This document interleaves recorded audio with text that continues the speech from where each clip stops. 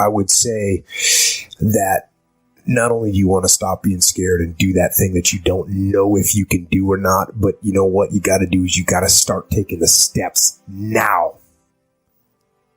Because when you're 18 years old, your life seems like it's going to last forever. And I will tell you right now, it's not going to last forever. And those years go by like a summer's day. And the next thing you know, you look up and you're 36 years old or you're 44 years old. And that time's gone. You cannot get it back. You cannot get time back. So those dreams that you have, those goals that you have, don't put them off another second. Not one second.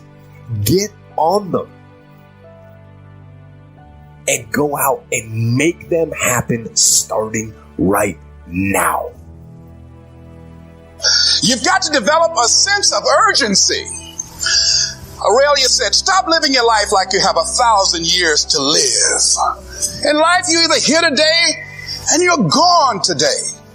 If there's something that you want to do and you can't do it all at one time, do just a little bit of it. I like what Robert Schuller says. He said, by the yard it's hard, but inch by inch, anything is a cinch. Do just a little bit of it. Ask your question, how much time do you have left? How much time do you have left? When you start thinking about that, we don't know. We don't know. Bobby took all the greatness and all of the talent and all of his abilities to his grave with him. One of the things he could have put in parenthesis under his name, he didn't use all his stuff. And most of us do that. Most of us don't use the stuff that we have brought into the universe. And we want to make a conscious, deliberate, determined effort to start living life with a sense of urgency and using what we've got. Using ourselves up. Sharing what we brought into the universe to share. Because if we don't, nobody else will. Stop wasting valuable time. Knowing that if we begin to live our lives as if each day were our last, our lives will take on a whole new meaning. They take on a whole new expression. Valuing each moment that we are blessed with. You are unstoppable.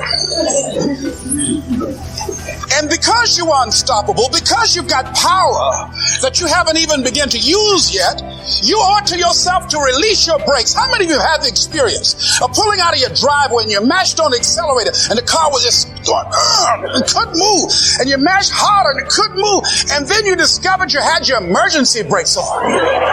And then you release those emergency brakes and it goes, choo! Have you ever had that experience before? Most of us go through life with our brakes on, holding back, not giving all that we have, not sharing all of ourselves. Most of us go to our graves still holding on, rather than releasing it. What are some of those things that keep us from releasing it? Because of past experiences, past defeats, past pain. We look back, well, it didn't work out then. It probably won't work out now. Many people get confused. And I've got another shot. See, the last chapter to your life has not been written yet. And it doesn't matter about what happened yesterday. It doesn't matter about the things that you've done that you feel guilty about. If you wouldn't do it today, you're convicting an innocent person. You've been reborn to a new state of consciousness. And as they say, if we knew better, we would do better. My experience is with people that we're probably running at about 51% of our capacity. You can think about this yourself. I often ask undergraduates how many hours a day you waste or how many hours a week you waste. And the classic answer is something like 4 to 6 hours a day.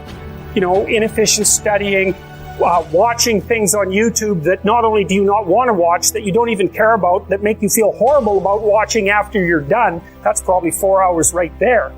You think, well, that's 25 hours a week. It's 100 hours a month. That's 2.5 full work weeks. It's half a year of work weeks per year. And if your time is worth $20 an hour, which is a radical underestimate. It's probably more like 50 if you think about it in terms of deferred wages. If you're wasting 20 hours a week, you're wasting $50,000 a year. And you are doing that right now. And it's because you're young, wasting $50,000 a year is a way bigger catastrophe than it would be for me to waste it, because I'm not going to last nearly as long. And so if your life isn't everything it could be, you could ask yourself, well, what would happen if you just stopped wasting the opportunities that are in front of you? You'd be who knows how much more efficient. 10 times more efficient. 20 times more efficient. That's the Pareto distribution. You have no idea how efficient people get. It's off the charts. I don't think that as a participant in life, you cannot be committed. You're either committed to mediocrity or you're committed to greatness. You're either committed to being productive or you're committed to being non-productive. You're committed to being happy or you're committed to being unhappy.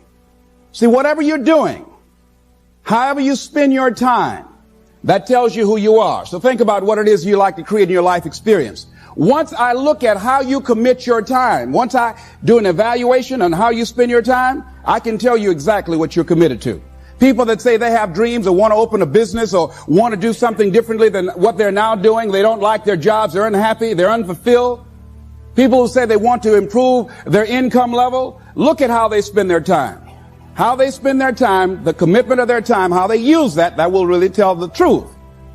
People who said, I'd like to do better, but you don't find them in vocational or technical schools, upgrading their skills and their knowledge, how they spend their time, that will tell you what's going on. People who say they want to normalize their weight, they want to be healthy, but every time you see them, they're eating, that will tell you that they're committed to being obese for the rest of their lives. People tell you they want to stop smoking and they're lighting up at that time. Folk that say, I want to stop drinking, and every time you're in their face, they're reeking with alcohol, that will tell you what's going on. Don't have to listen to what they say. Just watch what they do. Commitment shows up in your life in what you do. On the other hand, you can make the commitment to your life that you don't like the results that you have and that you're going to do something about it. See, that power is available to all of us. People who look at life and decide, I want something different for myself. At the level that I'm managing my business now, they say consciousness is what we are. I literally look at myself and say, how is it that I didn't do this before? Why is it that I couldn't see this before? And the reason that I didn't see it before, because I didn't challenge myself. I didn't put myself out here. See, the reason that most of us go through life never discovering our true greatness, literally walking, breathing corpses, the uncommitted life isn't worth living. Why? Because it doesn't produce anything. See, you only make things happen. Your life only counts. You only make a difference when you are committed. When you make a commitment with your life. That's the people that make a commitment with their lives. The people that make a commitment to their customers. The people that make a commitment to their families, to their relationships, are the people that make the greatest impact in life.